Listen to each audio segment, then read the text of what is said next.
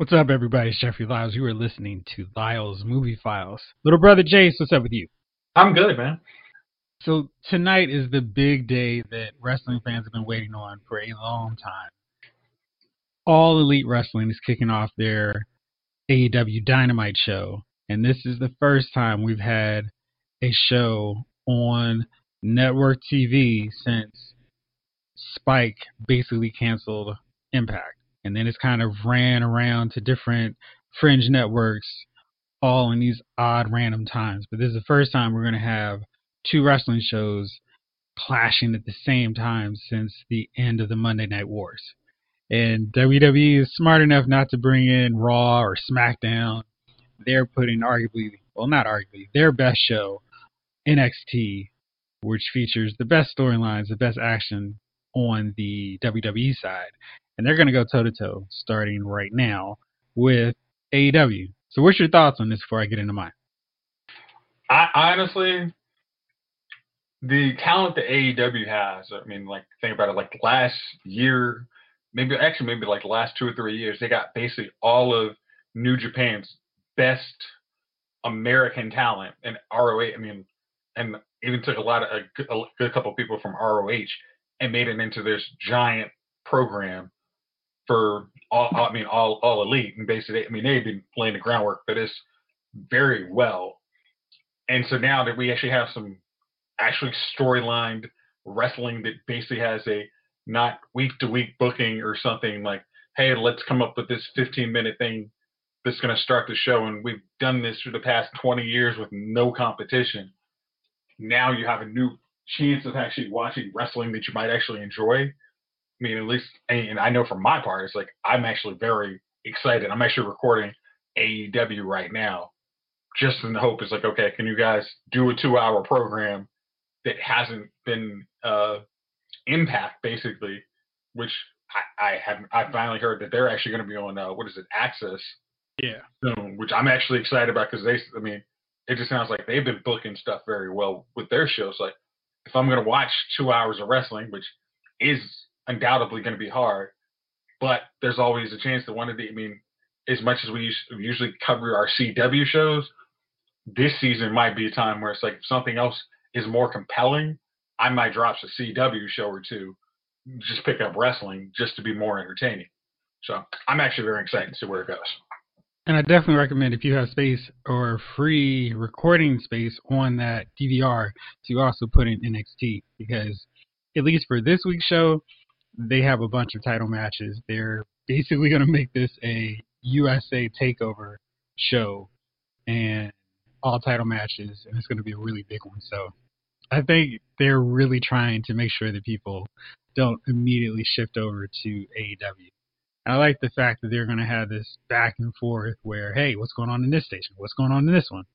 It's something that I kind of took for granted since the Monday Night Wars ended, basically in '99. So I'm looking forward to seeing what happens, what kind of surprises we'll get. And I think for the AEW product in particular, it'd be good to have a focused weekly show as opposed to these 5-hour spectacles, which feature some good action, but not a lot of storylines, just from a TV perspective. I know if you watch YouTube stuff. Well, honestly, like when I watched like the New Japan stuff, there was no way I could watch. I can't watch 5 hours of any programming straight through. I mean, like, the only time I can possibly do it is like if I'm working from home and I'm putting on Lord of the Rings extended edition while I'm working.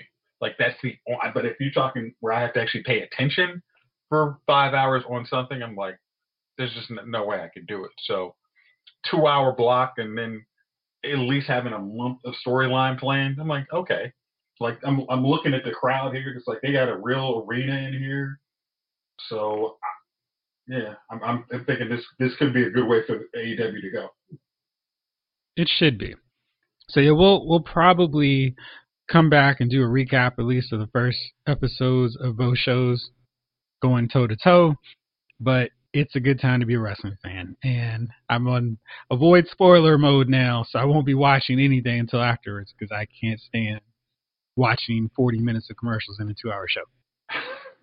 Well, I mean, I would rather watch 2 hours of commercials versus like not. I mean, because I actually do kind of like. I'm not gonna watch this whole thing, but I would like to say, hey, give it a couple. I mean, I'm not a Nielsen family, but it's like I'd rather have it like look that there's views on it at least for the first couple shows. Just like hey, people are watching, people are excited not to watch the WWE, which even with that $1 billion deal on Fox, which I'm still trying to figure out how if I'm gonna pick up watching SmackDown.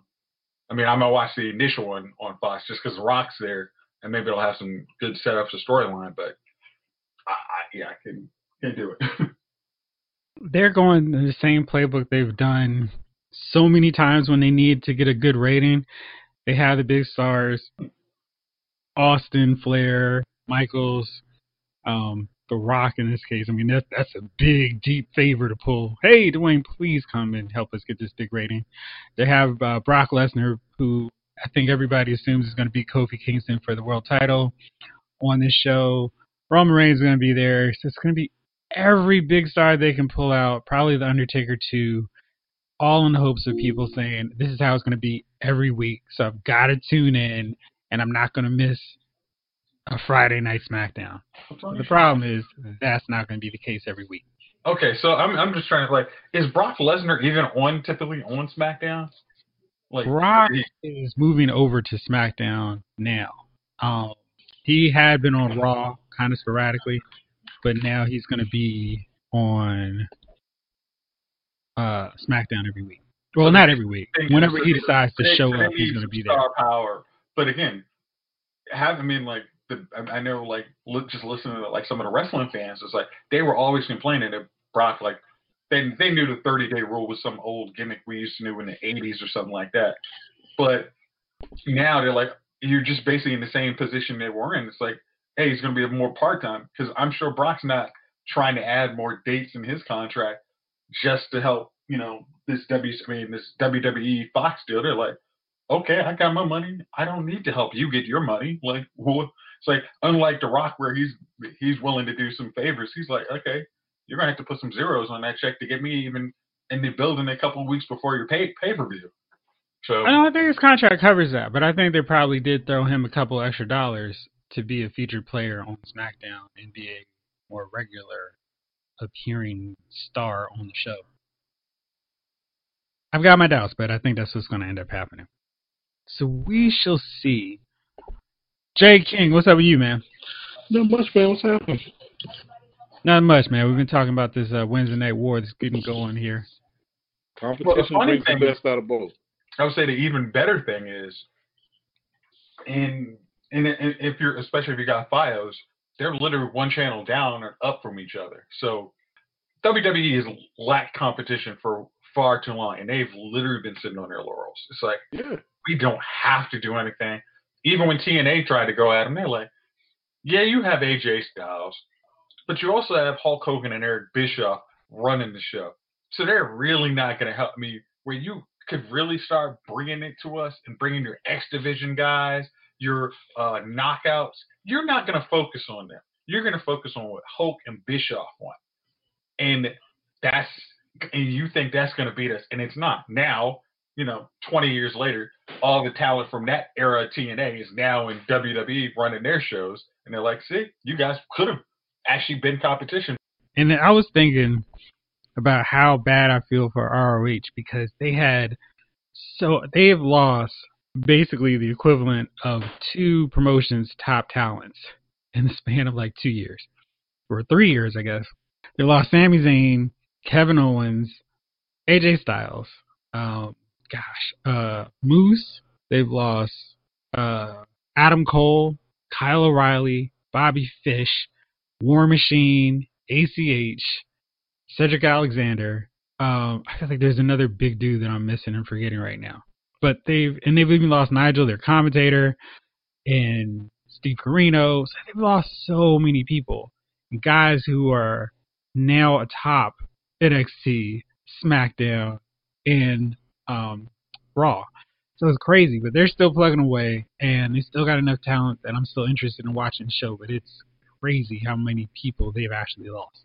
So we shall see, and we'll get into everything that happened next week. So I also want to talk to you, Jayce, about the DC universe. And Jovon, if you have any remote interest in the DC universe, the shows on there, what they're bringing there. Batwoman, that's about it. All right, so that's CW. Let's talk about that then. So Batwoman, this Sunday, all the shows start off. Supergirl, I guess they don't all. They do the stagger thing. But Supergirl and Batwoman kick off everything. They're going to be the new Sunday Power Hour or Power Block for the CW. There's all kinds of cool stories about what happened with Ruby Rose. She was allergic to her cow, and then she also had some issues where she got into an accident on set, and then the surgery almost paralyzed her. So they're doing all they can to generate some buzz for this. Are you guys excited about this yet? I want to be. But for the right reasons, not because of this kind of manufactured hype, like, oh, look what happened to our star, or, I get it, these are the perils of filming, but at the same time, I don't want that to be the reason, like, oh, it's not sympathy watching, but I don't want that to be the reason why the buzz is generated. I want the buzz to be generated because it's good TV. It's a good show. So I'm hoping they rely on that. You can't rely on what happened to our star during filming forever. I mean, I know these are things that have to come out when you're promoting a show and you're trying to generate interest and buzz, but I want the show to succeed because it's good. Jayce, what do you think about Batwoman? Well, it was funny. I was messing around today because I think I sent you guys the IMDb picture of what they're saying the big point of this show is. It's like she's going to be taking on the real threat of the world, white males. It was like in Gotham. It was like, wow. So you guys are just starting off in that regard. And I was like, you guys have almost said we're not trying to go for a broad audience. I mean, we've already segregated, who we're targeting here. I'm like, okay. I just checked it. It is now changed to Kate Kane seeks justice for Gotham City as Batwoman. Hey, I said I have the picture when it said. I think somebody said, "Yeah, this is a dumbass idea."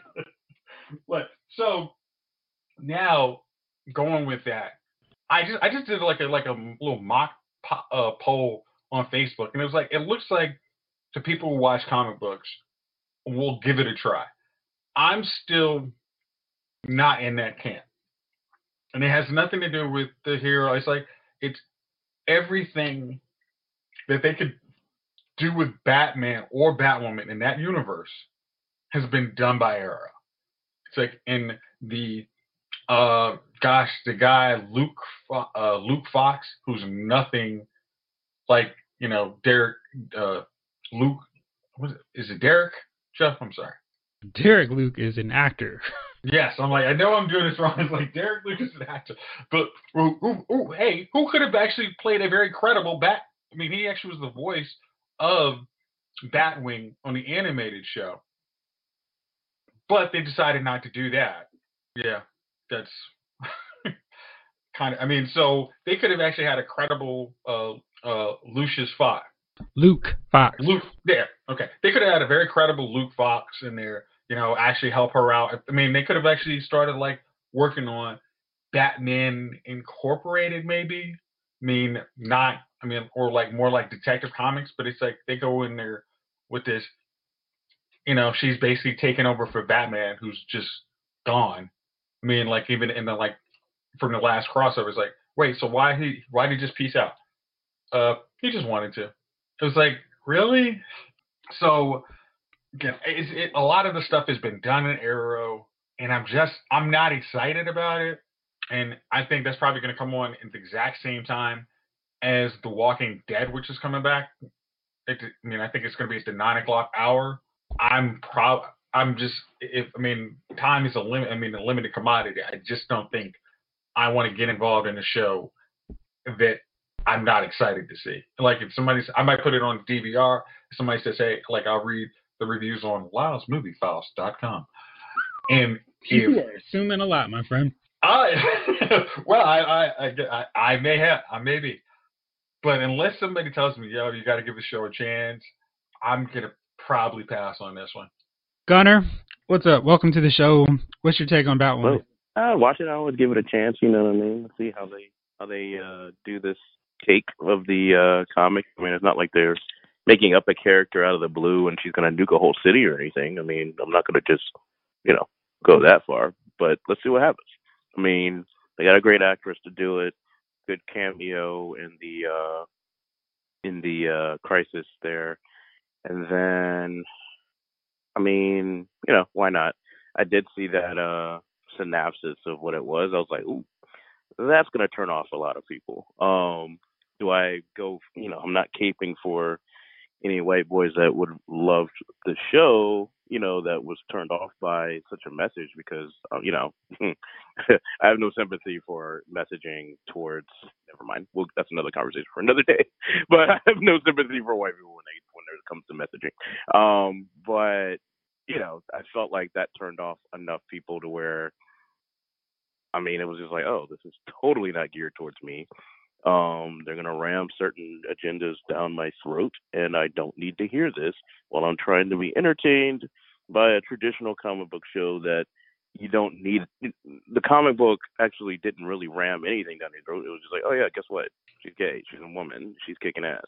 Yeah. That should be all you need. I don't need it. I don't need the message also forced down my throat all the time. It's like me saying, it's like Black Panther was just Black Panther, right? Like it was epic in itself, and that was that. It didn't need to ram down anybody's throat. Oh yeah, by the way, we're totally talking about assimilation. We're totally talking about it all. The way the CW writes their stuff is very like, hey, by the way, if you didn't get it, here it is, very on the nose. You know what I mean? Instead of just having it exist, which is again like totally how you catch people's minds and hearts, by the way. But anyways, whatever. I'm excited about it, nevertheless. I'm glad they did change the messaging because, that was just, I mean, from a business standpoint, that was just bad PR. That was just a bad idea. I mean, straight up from a business standpoint. But, whatever. I'm happy to watch it. I can't wait to see it. It's nice to see a bat symbol somewhere on the CW show. You know what I mean? Why they will never have another Batman show, I'll never know. But probably because the Goblin was on, but or another rant for me. But yeah, I'm excited about it. Cool. So for Bat fans, this Friday Thursday marks the kickoff, so everybody can see it, of Joker. Joaquin Phoenix is delivering what some critics are calling the early front runner for Oscar Gold. I've seen it. You can read my review on lylesmoviefiles.com. And Gunner, you also happen to go see it. What's your take on it? I thought it was good. I read your review on lylesmoviefiles.com. I suggest everyone read it, and I will continue to share it. Despite me disagreeing with some points of it, you do make valid, super valid points about where there's avenues that they didn't need to go. I'll try not to spoil it. And there are certain ways that they didn't need to go there. How about that? Yes. So, I mean, but at the same time, I do think that was a definite, like, criticism on our mental health industry, how we treat the poor. And there was a nice flip of a traditional character there. I like that. And then I would definitely say it wasn't the great, basically I'm literally in between and literally sitting in between a super optimist and someone who definitely came in to the movie with a total negative outlook and was like, I'm not going to like this film. So I'm literally in the middle of that, even in thought and mind, where I'm like, yeah, definite flaws in this movie. I mean, they open up with like, oh, this poor white dude gets beat up by minorities. Oh no.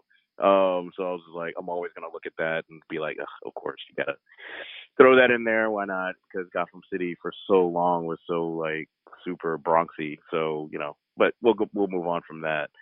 I thought that Joaquin Phoenix was excellent in a flawed movie. I think that's my final take on it. Yeah, excellent. He was excellent in a flawed movie. I'm hoping the movie doesn't get any real awards, but Joaquin Phoenix definitely deserves to be up there with one of the best Jokers. I will totally go out there and say that. especially after we saw Jared Leto's Joker, which was like, you know what I mean? I was just like, why are you like?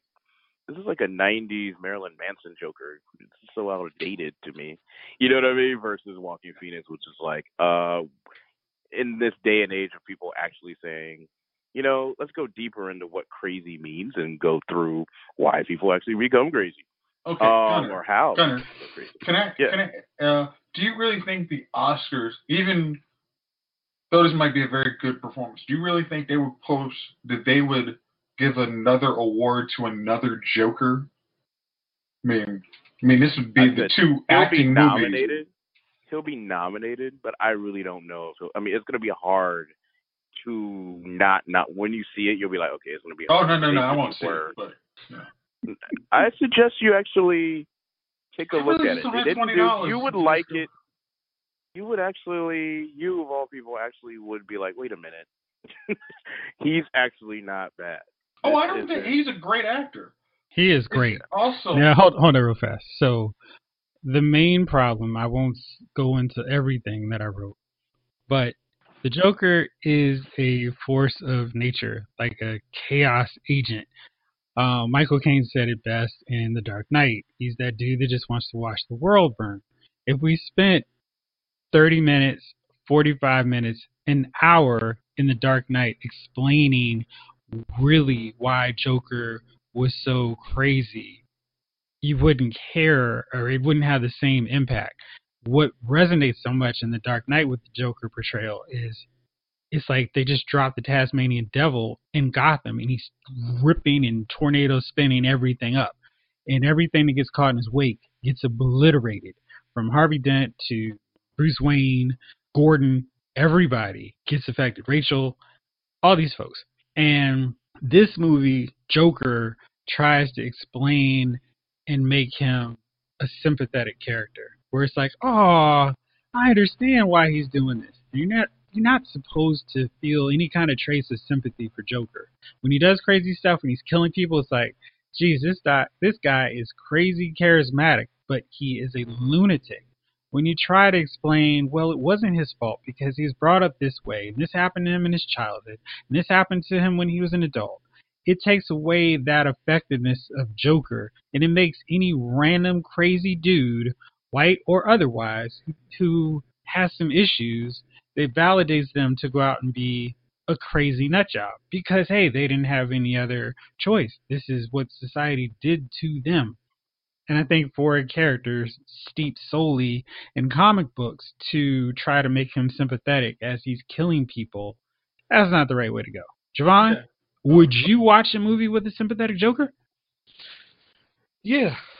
I mean, to be honest with you, sometimes I like when our baddie or supposedly baddie has a backstory. I want to know what made them who they are. I want to see it sometimes. I do. Like, I wouldn't want to see a movie about how Hans Gruber became Hans Gruber because I'm not supposed to really care that much about Hans Gruber. You know what I mean? I'm not supposed to be invested in his success. I just want to see John McClane succeed.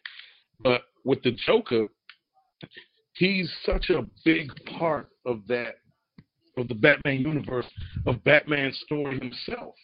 He's such a big part of the hero story that I think a Joker backstory can and should be a little deserving to those of us who have followed the Batman for years. I think even someone who's casually interested knows who the Joker is. He's such a fascinating character that he should get a backstory. I'm interested in what made him who he is. If that paints him as a sympathetic figure. Backstory. Yeah, this isn't his first super backstory either, isn't it? Like, remember a Killing Joke? I mean, yeah.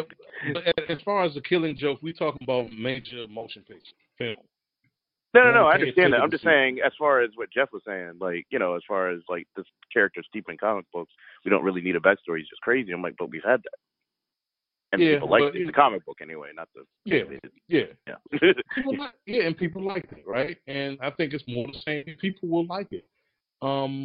It just depends. I think the people who are probably going to not like it are those that don't want to see the movie, don't think that this is going to be worth seeing, so they'll find a reason to nitpick it until they watch it. I was one of the people who said from the beginning, I'm interested in seeing it. And I stand by that. I'm probably going to go see it. I cannot wait to hear your review on the movie. Looking forward to hearing what you think about it. Cool. All right, so DC Universe, where we left off, was it got off to a rocky start. Started with Titans season 1, and basically the whole motto of the first season, the main takeaway that everybody had was F Batman. That first season was super dark. It focused a lot on Rachel / Raven and Dick Grayson slowly assembling what we know will be some of the core linchpins of the new Teen Titans team. And it had some good moments. Hawk and Dove had a really cool spotlight episode. The Doom Patrol had a really fun episode, but then it was kind of like we've got to make sense of this overarching story we've set up. And it doesn't even get addressed until the first episode of season 2. But since then, Titans has been phenomenal. It has been every bit as good as advertised. It's been what I wanted out of a Titan show. Lots of good team action, great character interplay, personal dynamics, personal stakes, and we actually care about what happens with them. Jayce, I know you're watching it. What are your thoughts on it so far? As I said, I think last week, it is the best. It's very reminiscent of season 2 of Arrow, and maybe even season 5 of Arrow. I mean, it's been knocking every episode this far this season has been just knockout out of park. Good. I mean, like I think I called Jeff. I think it was like 1:00 on Sunday night before I had to go to work, because I just finished the last episode. I'm like, they got to stop doing this dirty. They got to have like 10 episodes so I can finish the whole season. This is too dang on good. I mean, it's just proof. I mean, it's actually what it's doing. Like I said, it's cliffhangers on TV shows are great because it makes you actually want to watch that next week. It's just like, and especially when the story after it pays off. I mean, this show has just been great. I mean, I cannot say enough flattering good things about you. You will not feel like you wasted your time watching this show.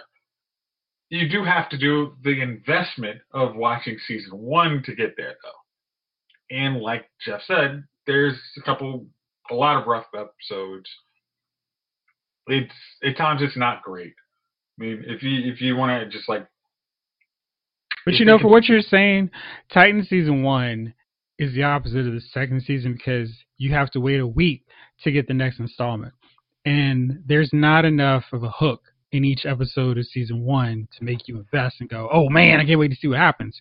So it feels longer. Having the benefit of being able to watch all of season 1 at once will probably make it flow a lot better to people who weren't watching it week by week. Well, okay, yeah, but it's like for the folks that, I mean, now that you had an option, but it's like I was watching like maybe 2 to 3 week chunks at a time of Titans, and it felt kind of like a chore.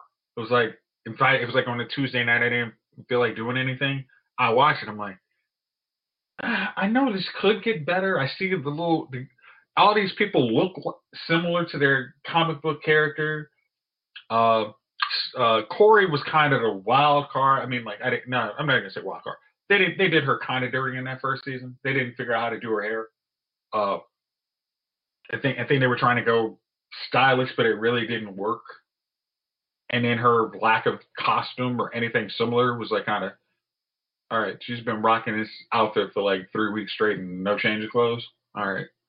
But now that if you can get to it, like now that you can get through it, you'll feel, I mean, of course, like you will, it's like, oh, okay, I'm okay getting, if I got through that, I can definitely get through this. And it was a good payoff. Gunnar, where are you with Titans? Have you started? Almost caught up?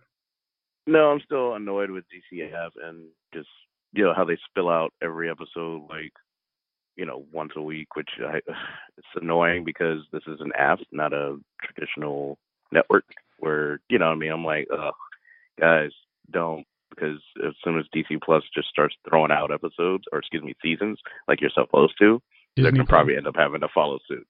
So I haven't started. I want to get to like the first 5, and then I think they're on 5 now. Honestly, you'll enjoy the cliffhangers.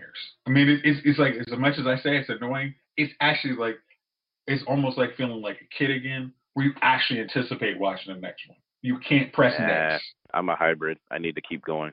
Oh. I'm a hybrid now. I need to keep going. I can't stand it. I'm doing that with certain HBO shows right now, and I'm like, oh my gosh, this is so annoying.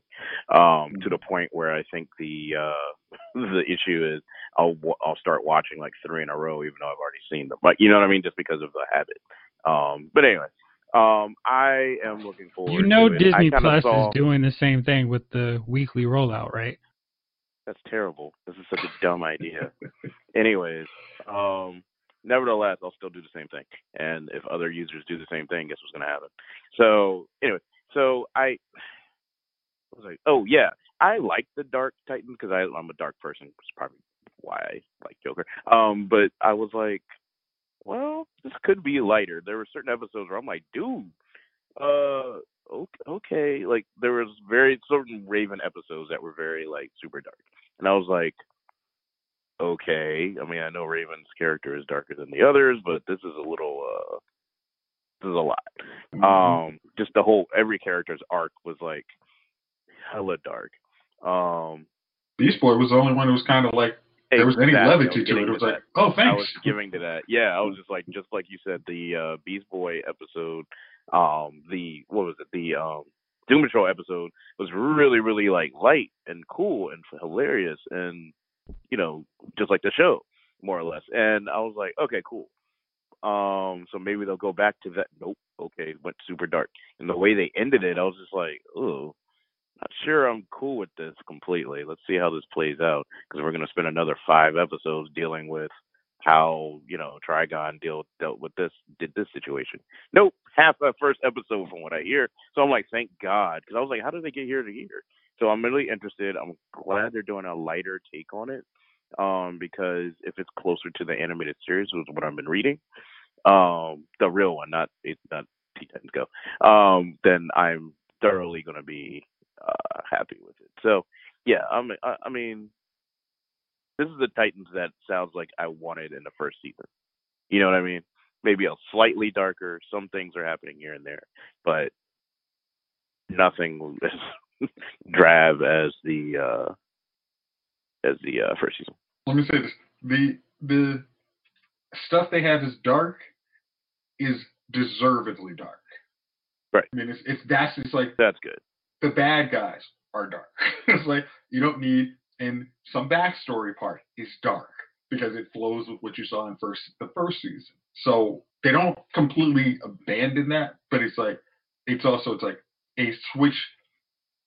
Remember how everybody said like kind of Justice League? You could tell the switch had been like, oh, this is where Josh Whedon came in here. Like this isn't Zack Snyder's version. Like it's like they do this a much better marriage because it's after season. It's 2 separate movies basically. It's like, okay, we're gonna use those elements of that dark part, but this other stuff feels so much better because you say, oh wow, that was way too dark. Oh, we're taking it to this lighter side. Oh, okay, these guys are actually a bunch of teenagers, like, or young adults hanging with each other. Oh, okay, that actually sounds like fun. It has been very fun. So now we've come to this rare moment where you and I disagree on something strongly. The fine folks at Warner Brothers Home Entertainment sent me a review copy of Doom Patrol complete first season. And I had not watched episode 1 of that show. It was just one of those, I'll get around to it. So when I got the chance to watch it all at once in a bunch, I was like, great, I can watch it and see what the fuss is about. There were a lot of people who said it was one of DC's best shows. And then there were other people who were like, it's a waste of time. My little brother was solely on that latter category. Waste of time. Yeah. And so I watched it, and it is, without a doubt, the weirdest superhero show that they could possibly put together. But it's very in keeping with the Grant Morrison stories that are the inspiration for this series. And I loved it. I thought the character development was amazing. They spent enough time that you cared about what was going on with each of the characters. I thought the visuals were crazy and appropriately out there and wacky. The villains, such as they were outlandishly crazy. Mr. Nobody was a really fun villain because he was also playing as our narrator and making fun of stuff as we watched it. And his final episode of the season recap was tremendous.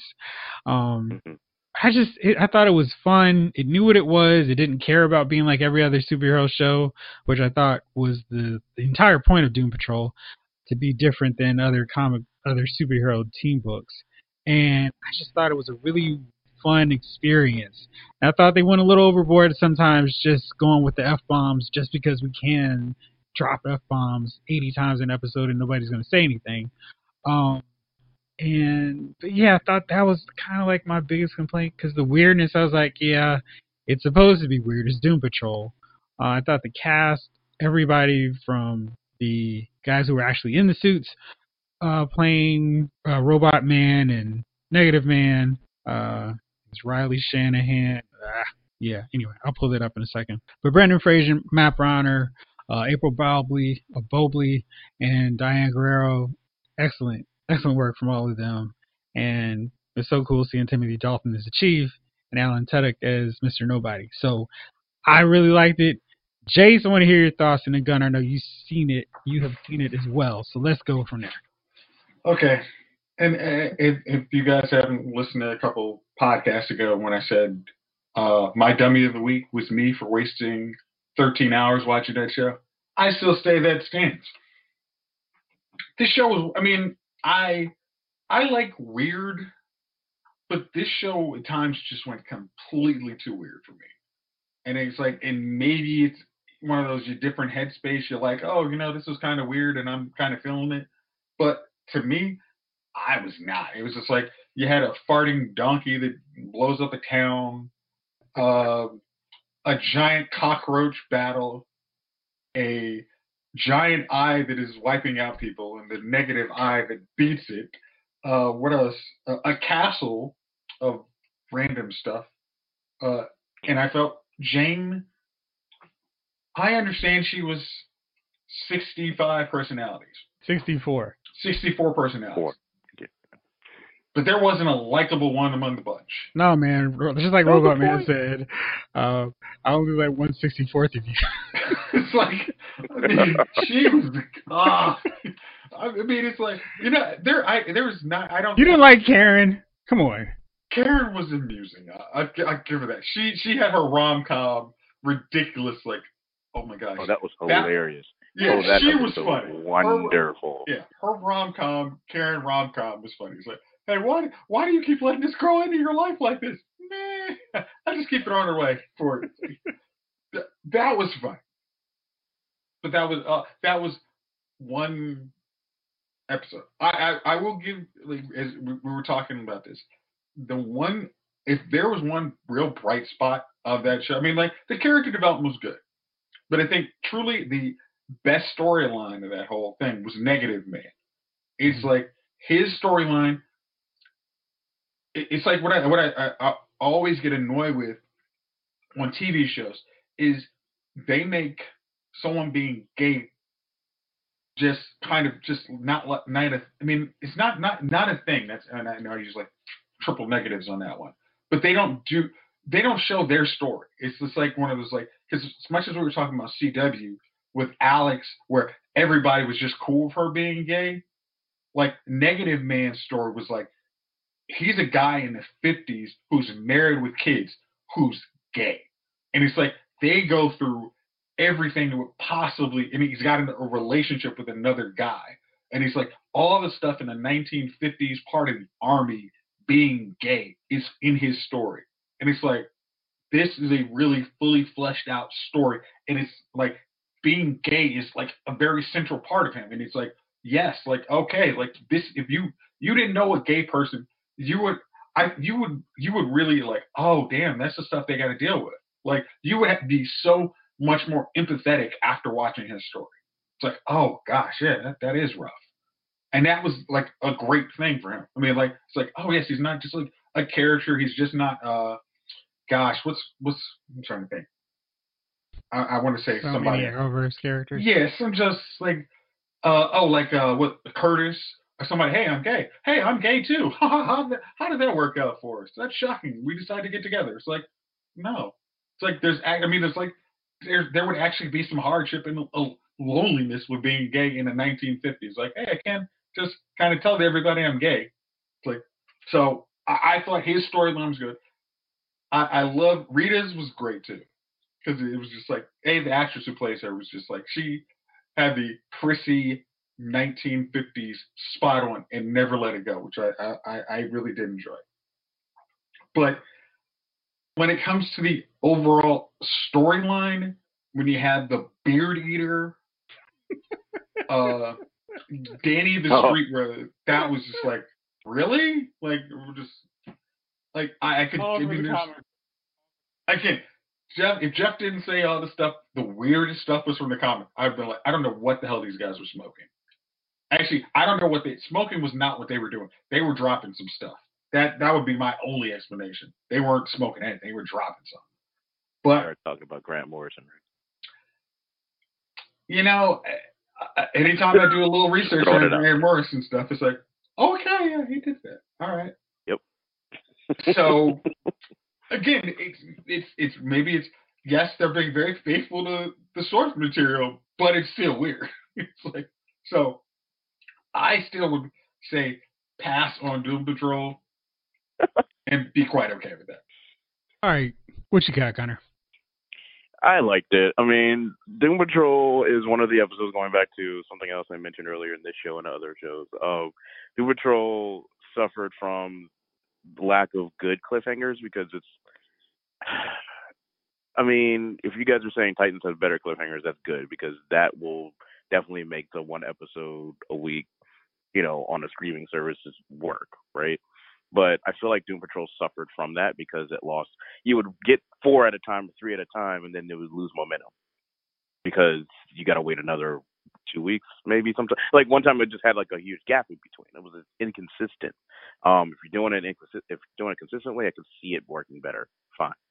But I feel like it suffered from that. So I have not watched the last 3 because they took a long break. However, that's why I was like, really like, wait. These guys really could have gone left field. Maybe Jason was right. But since Jeff also saw the full thing and we and you were laughing about the same stuff, and I'm like, well, maybe it wasn't that bad. Okay. So I'm going to finish it up and see where I am with it, obviously. But so far, I mean, I was just like, yeah, this show's weird, but they're not trying to, like, hide that. And it is definitely, like, on my caliber of weird. And Jason, I've known you for too long. You don't like weird. You have my weird threshold and your weird threshold are totally different. Completely. I don't know if yours is like, I don't know if yours is like 2% and mine is 98%, or I don't know. I literally don't know. I feel like yours is good 50%. Maybe mine's 90%. I don't know. I don't know. Like, who knows? Again, I like weird, like Fear and Loathing Las Vegas weird. Like tame weird. That's like super tame weird. I mean, Dr. Gonzo weird. I mean, like Bat Country weird. That's kind of where that amuses me. Like this, I mean, like the dude who's eating like facial hair, like the puppet Timothy Dalton. Like what the like? I'm sorry, him hooking up with Sasquatch woman. Like what the shit is this? Yeah, that's like comedic weird. This is definitely off the wall weird. Like, yeah, that's comedic weird. Like, yeah, you could deal with that.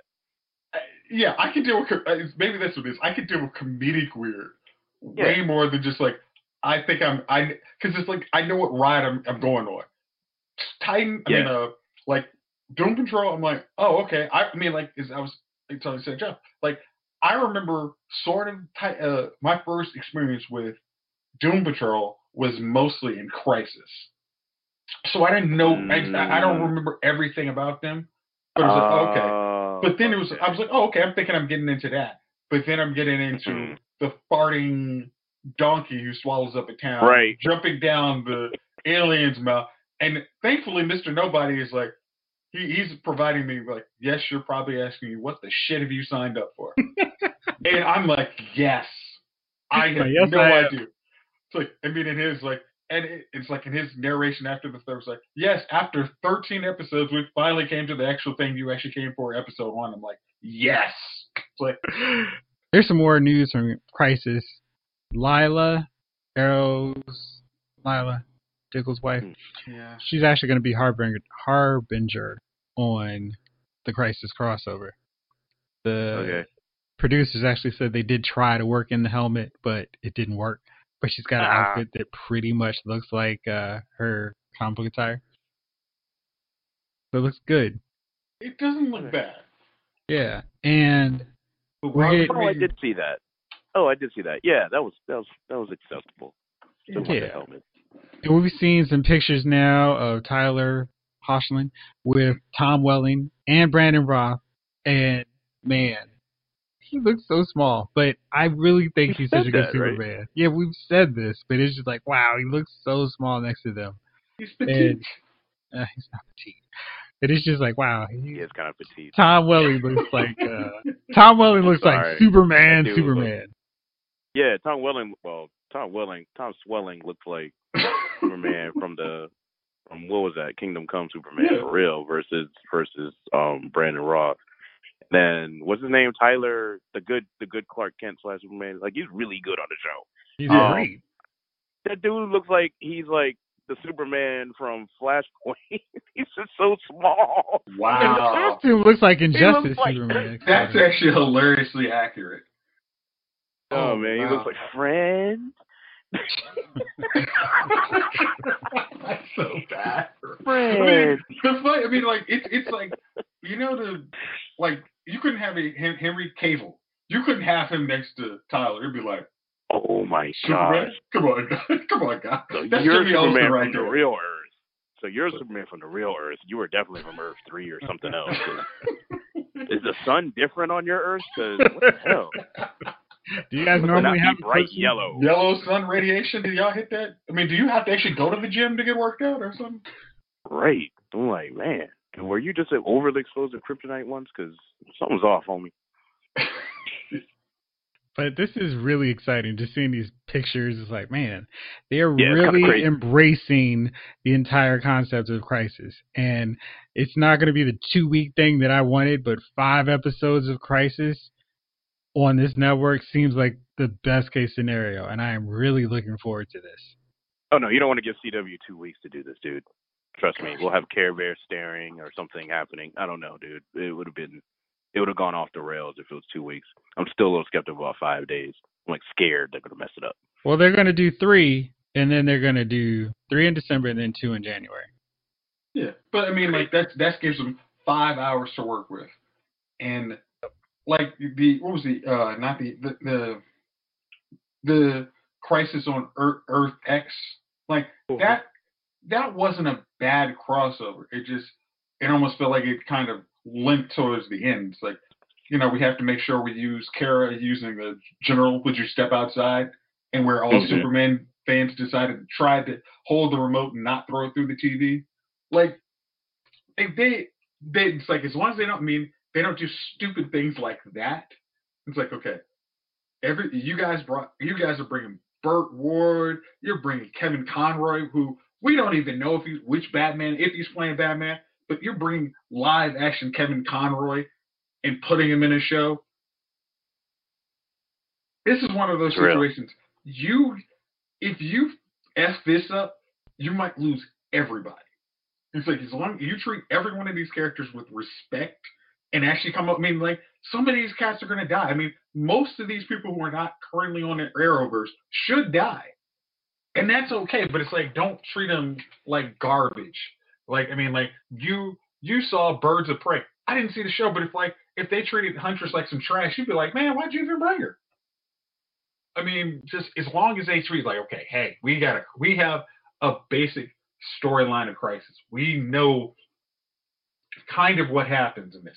And we've kind of done a little different with, we probably know our big sacrifices, Oliver Queen versus Flash or Kara.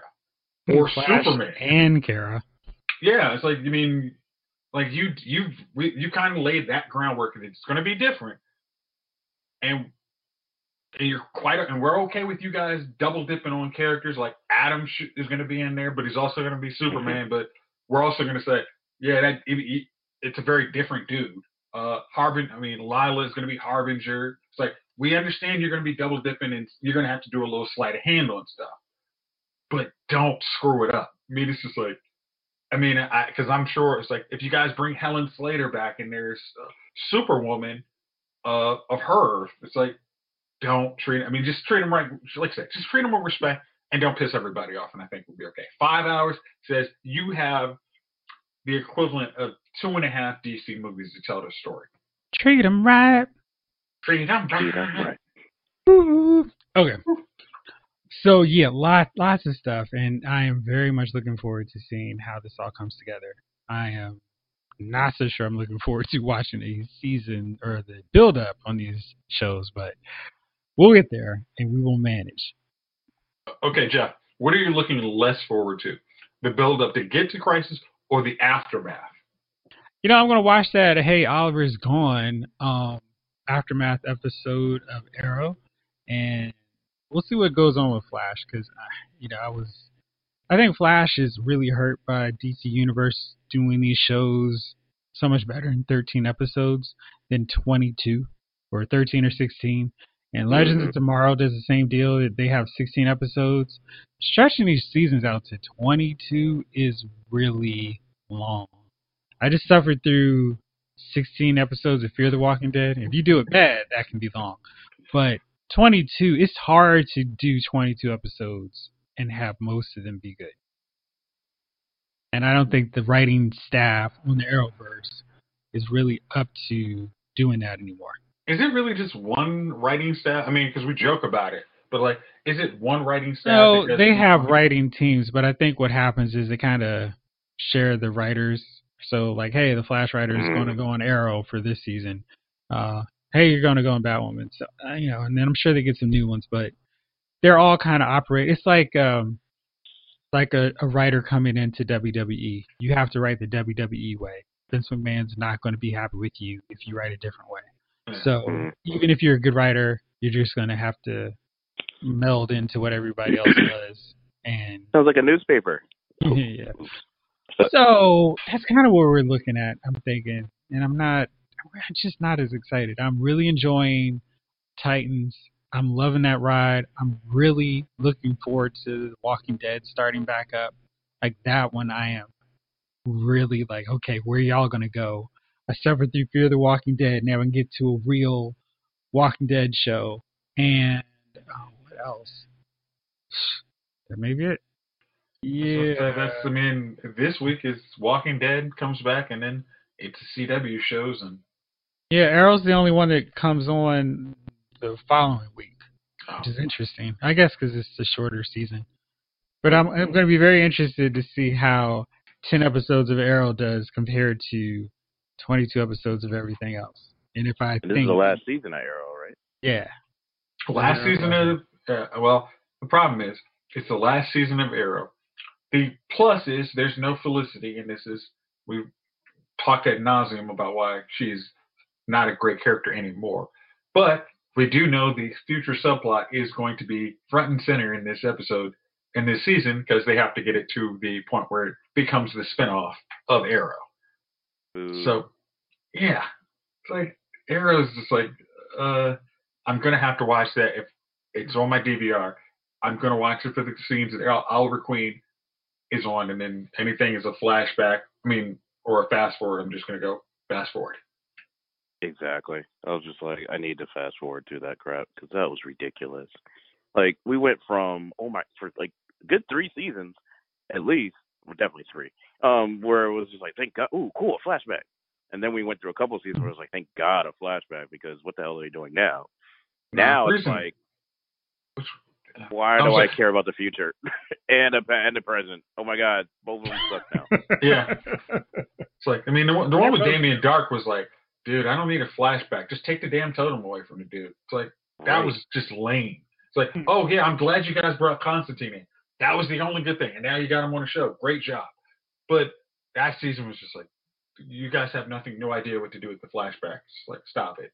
Like Right. the Yeah, Hong it was the Kong point where it's episode. like, please stop. Yeah, yeah, exactly. I was like, please stop flashing back. This is pointless now. Yeah, it's like Hong Kong was like, hey, I mean, from the first episode, I've lived on an island for 5 years in hell, except when I was actually in Hong Kong for a season, Well, and well, then I was and actually Russia. back. And then it was Russia. Like, I mean, like Russia kind of had to make sense because he was actually like hanging with the Rockler, but it was like we're like, wait, how does that work out? Because he's like cool with the Russian gang, like, but it was like that was a okay. We need backstory on that, and they did good, shockingly.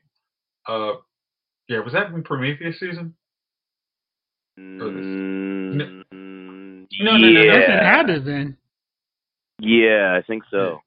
So that that's right, because that's right. That's how he was able to spoil that he was actually Oliver Queen. But it was like after it was just like you don't need any more flash forwards, and then flashbacks, and then the fast forwards was just like, hey, everything your heroes did, they did it for absolutely butkus. And Yeah, I think that was the wrong way to go. yeah, it's like, oh, Renee's got this bad hairpiece. We don't know what happened to John. It's like, but we Well, have to face. I think the real problem with the future subplot was that would be fine in a season where we know Oliver's going to die. And it's like, this is what happens when Oliver dies. But a season before we know he's dead officially, they're just showing, hey, everything's terrible. Hey, where's Oliver? Stay tuned. I think that's what messed them up, where it was like, we see Oliver trying to do stuff, and we're like, Oliver, dude, just don't even worry, man. It's not going to matter. But if we know he's going to die, like we did basically at the end of last season, even though we had an idea with the crossover ending, then we see the fallout. I think that whole future subplot would have had more weight. But the way it was set up was, hey, while they're doing things that really are important in the present, they're not going to matter because it's all going to screw up in the future. And I think with this retrospective final season of Arrow, with him going down memory lane and seeing all the things he did and revisiting old allies and thinking of people who are gone, and then seeing, hey, the future is messed up, but there's a new hope because Oliver's kids are going to try to fix things. That would be a little bit better than, hey, everything's terrible and his kids suck. I mean, or you could go with like, I mean, was it 2049 where it's like, or kind of Legends / Barry. It's like, hey, do you see? It's like if Oliver was actually there and saw how much it was screwed up in this season, and then it's like, okay, what do I need to do to change this? And then you change the whole dynamic of that future subplot. Yeah, maybe, but it's like, no, they've already basically said telegraph. That's not going to be the case. It's like maybe they'll bring in Arrow 2049 in Crisis and kill him off. Hey, I mean, if they can do, I mean, that future subplot to go to another show is also. I mean, that I have less interest in seeing that show than I do in Batwoman. It's like, oh yeah, I'm not watching that future Arrow show. It's like, hey, it's like, and it was funny because they started it off like William looked like he was going to go on this great quest or something, and then it was like, wait, you're going back to Star City? Oh, Star City's a trash heap. Like, why do you even care about these people? Like, by the way, William's gay. Look at how progressive we are. Jeff, exactly. CW on that regard, CW has a gay character in all of their CW shows. Now, if you ask if there's an Asian character or a Latin character, right. Oh yeah, what? Huh? I don't know what you're talking about. What? No, I don't know about that. We only had one Asian character ever. No, the black. I mean, I don't mind, William being gay or anything. It's just a matter of, hey, by the way, in every episode, we just need to make sure you remember. I'm like, oh my God, at this point, you're just patronizing them. It is, and they don't really ever do anything. I want all of the Arrowverse writers to attend a workshop, and where they just need to watch the Larry and John subplot from Doom Patrol to understand how to make a story with gay characters meaningful, as opposed to, look at us, we're checking boxes of diversity, we're so progressive. Exactly. Like, that's what it feels like. Thank you. Yeah, like the box. Yep. Yeah, the Supergirl episode where her father, like the girl's father, was the only one who actually had anything. Maggie's father had anything to say about being gay. It's like, I think I can poll 1,000 gay people, and they will never have an experience like that. I can, where everybody's cool with it. Oh, everybody's cool. That's with the dad being like. Oh no, I'm talking about where everybody. He said it wrong, but yeah. I'm sorry. I meant it like because it was like it took everybody 20 minutes for everybody to be okay with Alex being gay, and they just got over it. Like, oh sure, no, it's like that's just not realistic. And it's like I'm sure if you had a gay person watching that show, they would be like, that is nowhere near what happened in my life. It's like, show me like the father who's like, hey, like like Maggie's father's like, I thought we were cool, but then you told me this, I'm out of here. It's like that probably is sadly more realistic to what their experience was. I just got this news flash. There is a Doom Annihilation movie. How have I not heard about this? What is this Doom Annihilation? It's a movie that is now coming out on Blu-ray. You're talking about like the video game Doom? Yeah, like the Rock one. Like there's like a sequel to this? Apparently. I had no idea. The Rock? You mean what's his name? Carl Urban? The Rock. Carl Urban. I won't say Keith Urban. Dwayne Johnson. He's in it, but you know.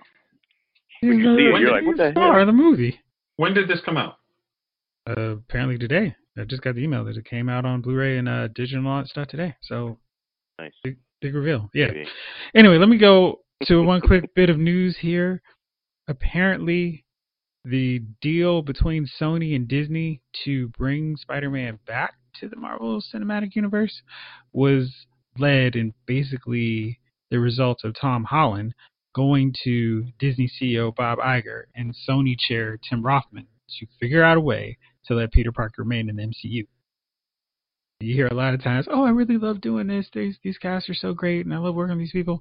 But for Tom Holland to actually do that says a lot. And his passion for working with this Marvel Cinematic Universe is pretty cool. Hopefully, that means we'll get more Marvel Sony collaborations on Spider-Man, because we know they've got the third Spider-Man Home, whatever they're going to go with that for the subtitle, and one more appearance in the Marvel Cinematic Universe as a whole, like probably the team-up movie. Speaking of which, I don't think we've asked, what do you want to see him in with this next film? Do you want to see him teaming up with somebody or in like an Avengers 5 or something? I mean, like, I would say, like, we could do this. We've already done the Sinister Six in the other universe. So, I wouldn't actually mind seeing him, if you're doing a partnership, I wouldn't actually mind seeing him, like, working with Venom or something. Like, that could be a way to strengthen both partnerships. It's like, hey, you can borrow, now that you got Spider-Man, we'll also help you use this to help springboard our Venom franchise. So I'd actually like to see him with Venom. Okay. Gunner, how about you? Seeing who? Tom Holland, Spidey with like Sony combo or type of thing? Or like in the Marvel Studios universe. Like what would that final, if it's final, that standalone, we've got the Spider-Man film, but they've also got him lined up for one more Marvel Studios film.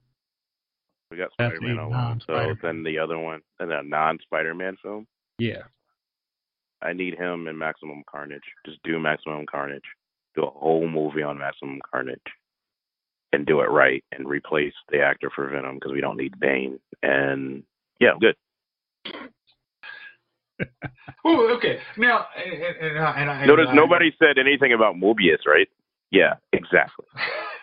Okay. Did you really? I didn't watch Venom, but Eddie Brock. I mean, like Tom Holland. I mean, Tom Hardy kind of looks like a version of Eddie Brock. I mean, like yeah, he's not a little slight guy like Topher Grace was. Yeah, but he's like, he's big enough, and then it's like he gets that Venom suit, he gets extra big. I mean, it's like, and he's good writing. I mean, he's got good acting chops. I again did not see Venom. Have no intention of seeing Venom. I'm just saying he can look like the dude. Nah, I think we need a hard reboot because people are going to remember that Venom versus the other Venom. Well, but the thing is, Venom does have fans, so we want to use that Venom. I mean, like, my thing is like you can use it as a springboard, is like to go with both movies. It's like, hey, because Venom's a franchise now. It's like we didn't want to see it, but Yeah.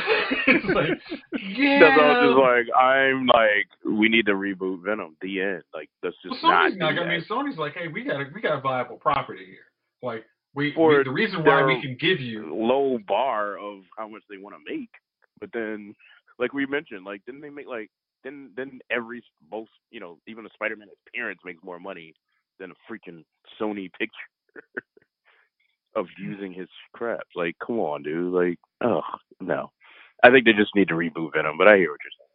Well, I mean, what I don't understand is like you gave Marvel Comics a license to use your property. That didn't mean you couldn't use them. I don't understand. I mean, that's a different. I mean, I'm not saying the contract. I'm just like you could have used elements of the Tom Holland Spider-Man and put him into your Venom movie. I don't know how you do it. You don't mean like he's a part of it. Like you have clips of Spider-Man in the background or something in the background. They could have like a used TV him. thing. Yeah, like he's thing. in New York. Brock was in. You know, he started his career at the Daily Bugle, but then he became freelance. You know, he's working out in San Francisco, but he always hated that jerk Peter Parker. I mean, like, you know, I don't know. I mean, there's some way you could like. He always envious of Spider-Man, not Peter Parker. So that's how he gets a symbiote. The symbiote becomes a spider. So, all right, fellas, we're gonna wrap this sucker up now. Do you guys have any nominees for Dummies of the Week? Gunner, I told you got to go for yours, man. You got to give me your one. News now. No, breaking news now. I got new ones, but you know, he'll get an honorable mention. But okay, or on my. No. If you're not gonna take him, I'm taking him because it's actually you did it. That's fine. Because I got a new one. Okay, so I don't know in case none of you guys heard, there was a little girl who claimed that she was bullied, and you know, came up with like a story that you know some kids pinned her down and cut her dreadlocks off. She got this nice outpouring of support for her, you know, from national TVs. You know, everybody was following this story, but then all of a sudden it came out that she wasn't telling the truth on the whole story, and then because the internet is actually sometimes a very funny place and doesn't forget, they decided to say, "Oh, this little girl's the Jesse Smollett of bullying." Jesse Smollett did not actually take that very kindly. He's like, "Hey, please don't, use, I don't like being compared to that little girl." It's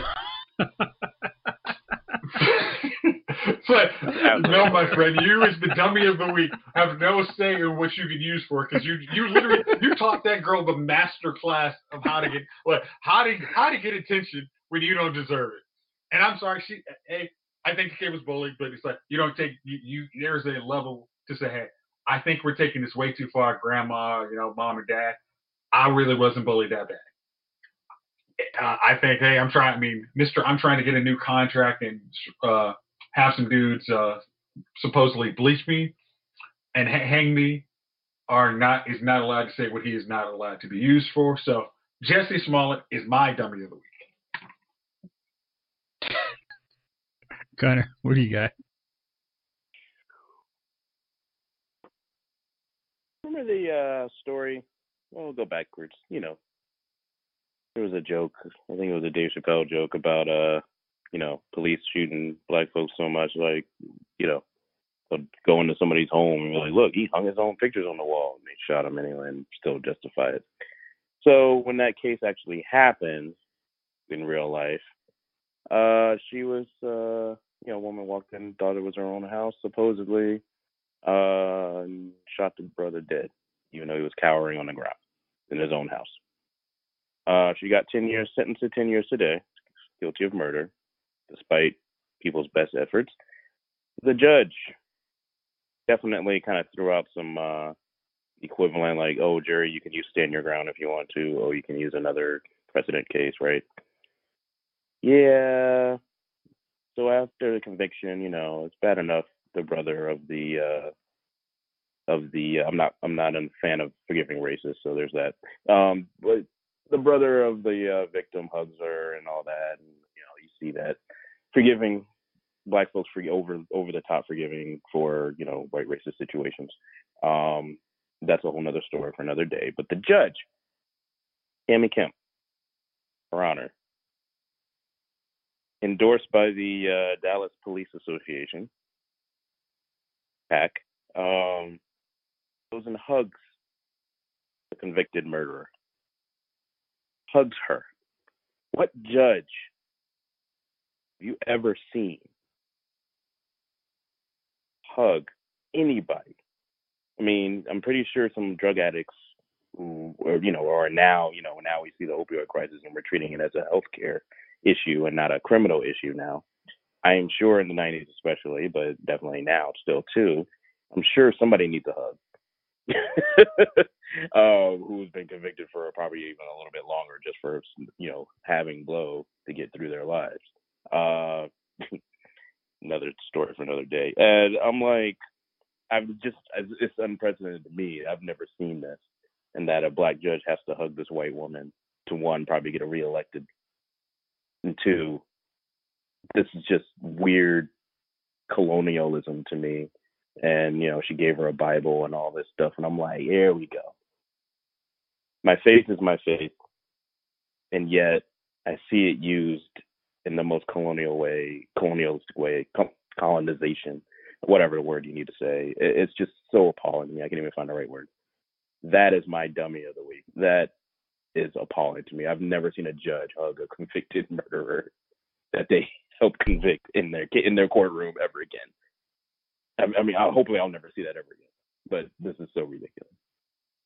That's my dummy of the week. Cool. My dummy of the week is Joker director Todd Phillips, who said he left comedy because of the woke culture. He was like, you try to be funny nowadays with this woke culture. And he got ripped for it because people were like, hey, dude, how about just not be offensive to different groups? And I'm kind of like, yeah, you can actually be funny. I don't feel like too much of Hangover was making fun of different races. So, yeah. So do better with your comedy, Todd, and let's do better. Don't use Hangover Part 3 as your model for comedy because that was terrible. Well, fellas, that's it for tonight. We're going to be back very soon to go through our fall movie preview where all the guys, Jovon had Wi-Fi issues. Jovon, I hope you, whenever you hear this in Wi-Fi space, that you are doing well. Fellas, thank y'all for rolling with me. Thank y'all out there for listening. This episode of Lyle's Movie Files has been filed.